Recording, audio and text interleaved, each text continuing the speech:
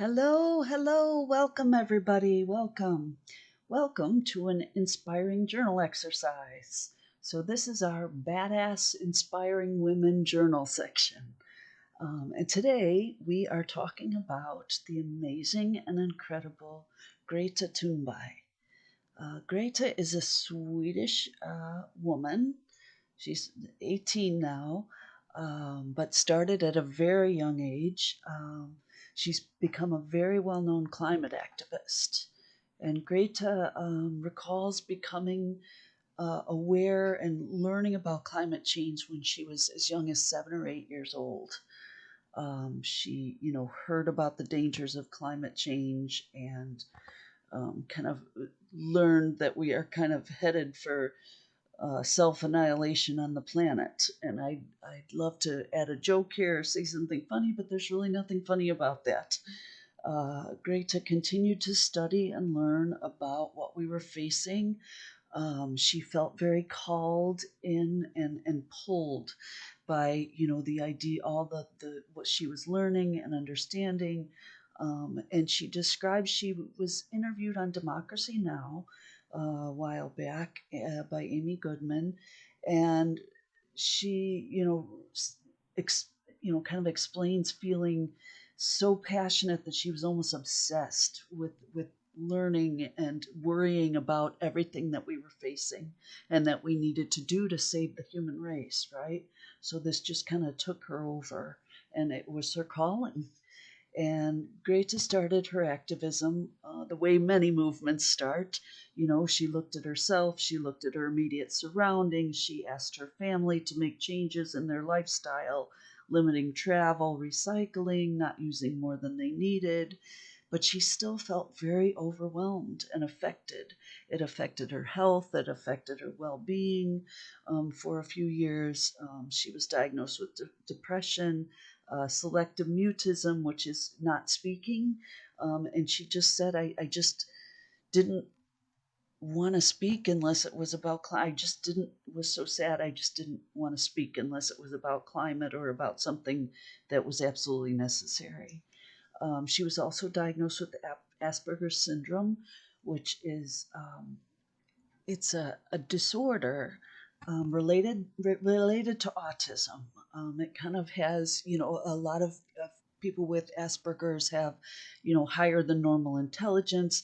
They also get into very repetitive, they focus, kind of laser focus on certain interests, certain groups of interests. So, Greta describes having Asperger's and having her, all these diagnoses that a lot of people see as negative. She describes them as superpowers because they are allowing her to stay laser focused, to learn lots of information, to, continue to be inspired and learn more and more and not get bored and not get, she describes having Asperger's as like having a superpower, which is really awesome way to look at something that some people see as debilitating or would see in a negative way. She says, no, it's great.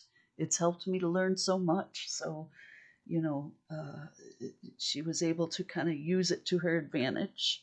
um, but Greta does say she felt very overwhelmed and helpless for a long time. But when she was active and involved, she felt things within her kind of lighten up a bit. Greta continued to study and participate in climate groups and talked with others about climate change ongoing. Greta says she was, looking for a way to get people involved, and came across, she discovered uh, the idea of a climate strike, which is what she ended up doing. And she ended up coming up with that idea after seeing students organize and refuse to go back to school after the school shooting in Parkland, Florida. The students went on to organize the March for Our Lives, in support of gun control in the United States. And Greta felt very inspired by that work, and it helped her continue her call to action and helped her focus, on an area where she could, focus on a way to take it to the next level. So, millions of people across the United States and across the world participated in March for Our Lives. But Greta, initially, it wasn't quite so easy for her in the beginning. She made the decision at the age of 15 to protest daily by herself outside the Swedish parliament. She was there for 3 weeks every day um, until they ended their session for the year with a sign that simply read, School Strike for Climate. Her friends and her classmates would not join her. Her parents weren't really sure about it. They allowed her to do it, but, she just it was all her. She stood in front of that parliament building hour after hour. How would we be? I think about, what would I do? Would I, after 3 hours, would you say, am I doing the right thing here? Kind of by myself, day after day for 3 weeks, she continued on with her charge. And doing what you know in your heart is right can be really hard. Dreams can be hard in the beginning. We don't always know. They can be hard in the middle. Other times when you don't expect it, think your dream's going great, and then crazy things happen. We just don't. We feel unsure sometimes. We're not sure, even though we know we're doing the right thing. We just, sometimes we question ourselves. And especially young women question themselves. We're told not to be smart sometimes, not to be this, don't be too outspoken, don't be, oh, you're wrong, oh, you're, all these things, but she stood there and she said, nope, I'm doing it. So, when I think about her in those early days, I wonder if she felt isolated or sad or angry or unsure of herself. you know uh, she was only 15. That's young when people are questioning you and you're trying to stand on your own 2 feet and stand your ground.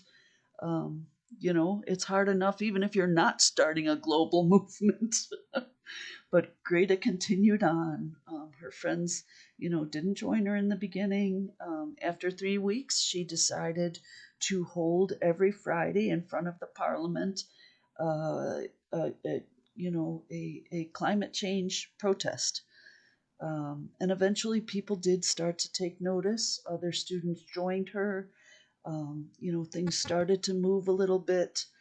Um, since that time in 2018, Greta did a TED talk in Stockholm in front of a lot of people. She's spoken at the United Nations Climate Change Summit 2 times, actually. She was at the Climate Change Summit. The last time was in New York City. Um, After she participated in the global climate strike in New York, she spoke at the United Nations the next day. She spoke in front of 25,000 people in Germany. She's spoken to European Parliament and, just many, many other places. She has just continued on her way. She's very direct in her manner of speaking. She doesn't hide her passion. She doesn't hide her anger at people and our inability to act. And one of her quotes from one of her speeches flew all over the internet and all over social media, and I'd like to quote it. So this is her quote from one of her speeches at the United Nations. This is all wrong. I shouldn't be up here. I should be back in school on the other side of the ocean. Yet you all come to us young people for hope. How dare you? You have stolen my dreams and my childhood with your empty words, and yet I'm one of the lucky ones.